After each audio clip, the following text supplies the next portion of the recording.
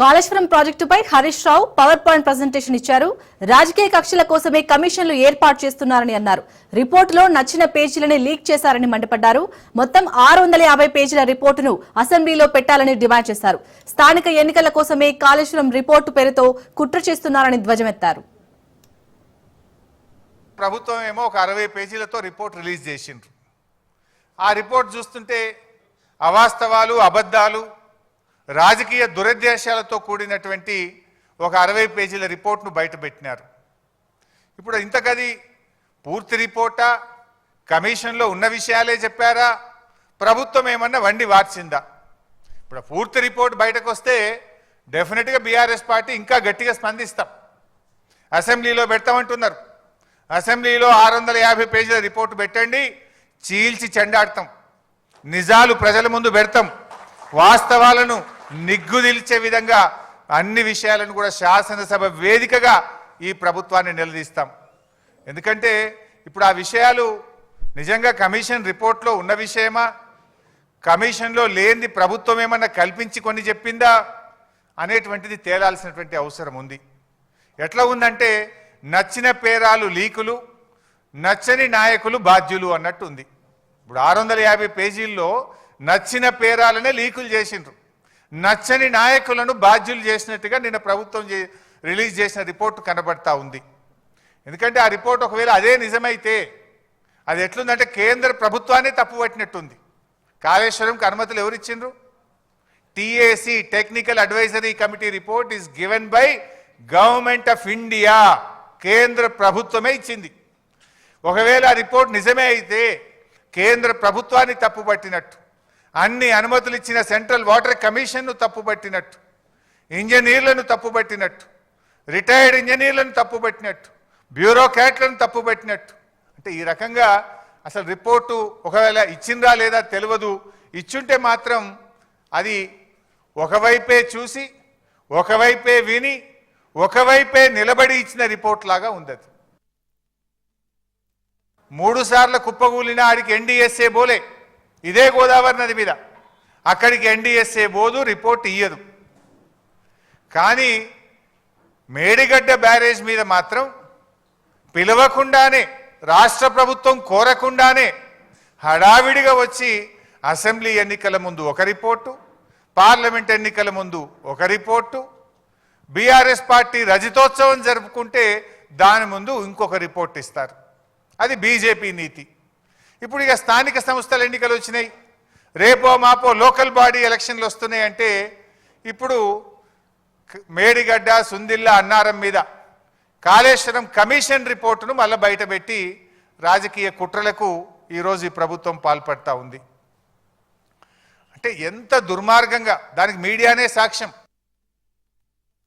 ఈ రిపోర్ట్ను చూస్తూ ఉంటే మరి అదైతే పూర్తిగా ట్రాష్ లాగా ఉంది, బేస్లెస్ లాగా ఉంది. చరిత్రలో ఇట్లాంటి కమిషన్లు, రాజకీయ వేధింపుల కోసం చాలా కమిషన్లు రిపోర్ట్లు ఇచ్చినాయి, అవేవి న్యాయస్థానాల్లో నిలబడలేదు. ఇందిరాగాంధీ గారి మీద కూడా అప్పటి జనతా ప్రభుత్వం షా కమిషన్ వేసింది, చంద్రబాబు నాయుడు గారి మీద కూడా కమిషన్లు వేశారు. అనేక కమిషన్లు దేశంలో వచ్చినాయి, ఏ కమిషన్లు కూడా న్యాయస్థానాల ముందు నిలబడలేదు. ఎందుకంటే రాజకీయ దురుద్దేశపూరితంగా ఇచ్చినటువంటి రిపోర్ట్లు న్యాయస్థానంలో నిలబడవు, ప్రజాక్షేత్రంలో నిలబడవు. ఎప్పటికైనా ధర్మమే గెలుస్తుంది, సత్యమే నిలబడుతుంది. అంతే తప్ప ఈ రాజకీయ దురుద్దేశంతో ఇచ్చేటువంటి రిపోర్ట్లు ఎప్పుడు కూడా నిలబడవు. ముఖ్యంగా రేవంత్ రెడ్డి గారి ప్రభుత్వం మనకు తెలుసు, మీకు తెలియదేముంది?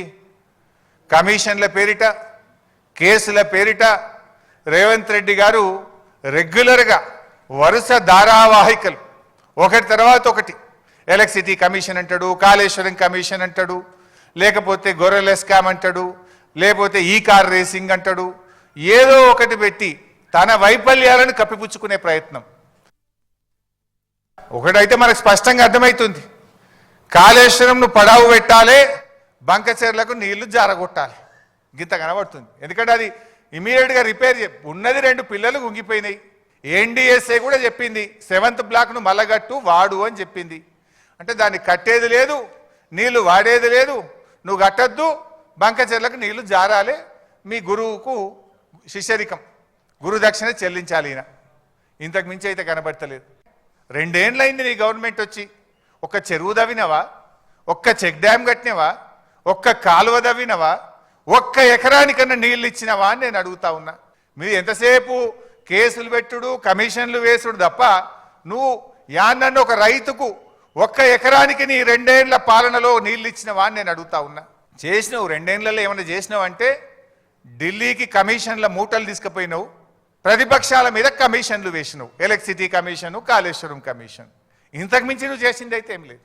ఇవాళ ఎంతసేపు శ్వేతపత్రాల నుంచి కమిషన్ రిపోర్ట్ల దాకా బద్నాం చేసే కుట్ర తప్ప అసలు జరిగింది అయితే ఏం లేదు. నాకు తెలిసి వచ్చే 2 ఏళ్లలో కూడా నేనేం చేయడు, గిదే ముచ్చట. ఈ వీటి మీదనే సినిమా సీరియల్ నడిపినట్టు నడుపుతాడు తప్ప వీళ్ళు చేసింది లేదు, రేపు చేయగలిగేది కూడా లేదు. నేను ఇప్పుడు ఈరోజు చెప్తా ఉన్నా, డెఫినెట్గా కేసీఆర్ గారు కూడా రేపు చరిత్ర పుటల్లో తెలంగాణ ప్రజల గుండెల్లో శాశ్వతంగా నిలిచిపోతాడు.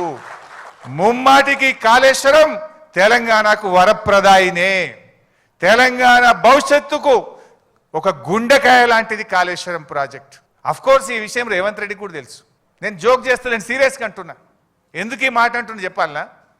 కాళేశ్వరం కూలిందనేది ఆయన్నే. మొన్న యాదాద్రి జిల్లాలో పోయి గంధమల్ల కొబ్బరికాయ కొట్టిండా లేదా? గంధమల్ల ఏంటిది?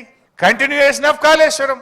మరి కూలిందనేది నువ్వే, గంధమల్ల ప్రాజెక్టు కొబ్బరికాయ కొట్టేది నువ్వే. కూలిందనేది నువ్వే, మూసీకి నేను కాళేశ్వరం నీళ్లు మల్లన్న సాగర్ నుంచి తెస్తా అని 6,000 కోట్ల రూపాయలకు టెండర్లు ఫైనల్ చేసినావా లేదా?